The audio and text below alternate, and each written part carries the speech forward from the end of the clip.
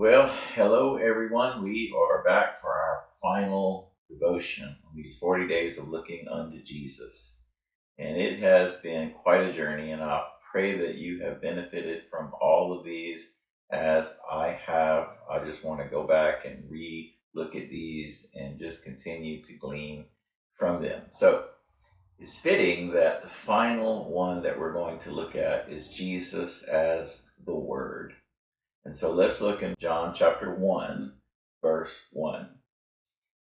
In the beginning was the Word, and the Word was with God, and the Word was God. See, right there, that's the very first verse in his whole gospel. See, John doesn't waste time by arguing with the Gnostics of his time or others that would try to cast a shadow on who Christ is. Rather, he states certain facts that he knows beyond a shadow of all doubt to be true. He says, let them speculate about who Jesus is. I know who he is. The other Gospels begin with Bethlehem. John begins with the bosom of the Father. Luke dates his narrative by Roman emperors and Jewish high priests. John dates his in the beginning, in the source or the origin. John begins without hesitation, without genealogy, without apology, without doubt, by describing him, saying he is the Word. Not a word, the Word. And in three sweeping statements, John presents the Word as fully God. Kenneth Wiest, who is a tremendous Greek scholar, he says it like this: in the beginning, the Word was existing, and the Word was in fellowship with God the Father, and the Word was as to his essence absolute deity. That's a powerful statement. Now, the Greek language is much more powerful than the English. In the Greek language, it sets before the reader not something past or present or future, but something ongoing. It refers to a mode of existence that transcends time. The verb John uses takes us into the sphere of timeless. In other words, the one John calls the Word belongs to a realm where time does not matter. The Word did not have a beginning.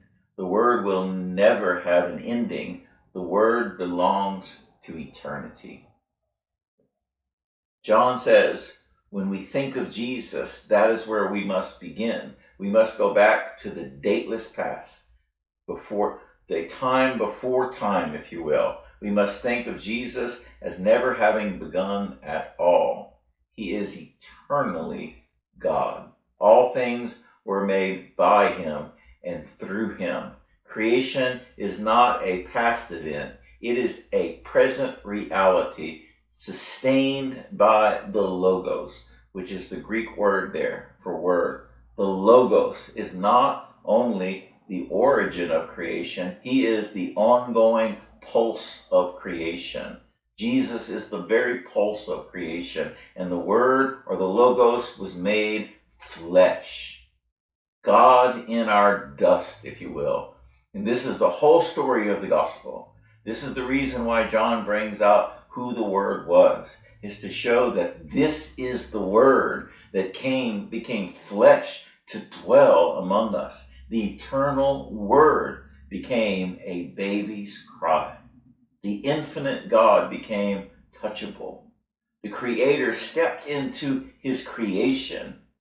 The Logos, the Word, did not merely visit humanity, he became human. He entered our story so that we could enter his. This has kind of been an ongoing theme of the things that we have been looking at during this whole devotion, how God entered our time. He entered our world. He entered our existence. He became man. He took on our weakness so that we could receive his strength. He stepped into our darkness so that we could walk in his light. He tasted our death. And there was great death among us. Not just that we died, just death in us from sin. He tasted our death so that we could share his life. One modern scholar by the name of N.T. Wright, he says it like this: the Word is God's own self-expression, the one through whom creation came to be and through whom new creation begins.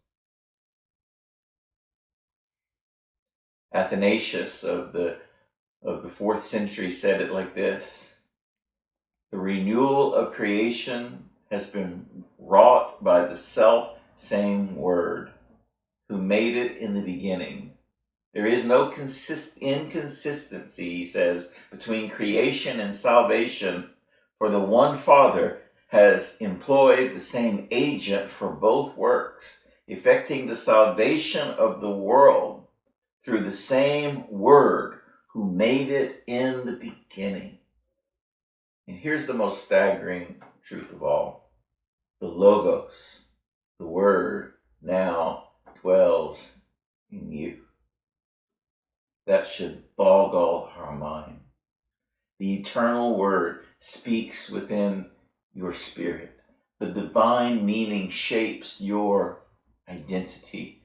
The life that created galaxies now pulses in your soul.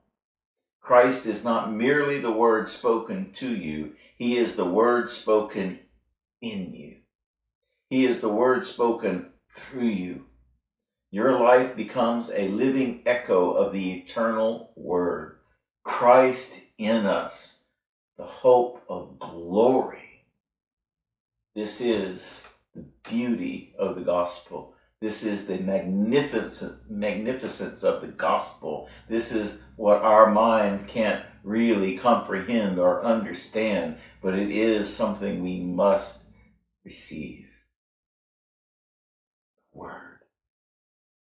Jesus, Christ in you, hope of glory. Well, that's a great way to end all of these devotions. Once again, I pray that the Word, not just the Bible, the Word, Jesus himself, I pray that he himself continues to speak into you, and you continue to receive, and you continue to believe, and you continue to walk in him.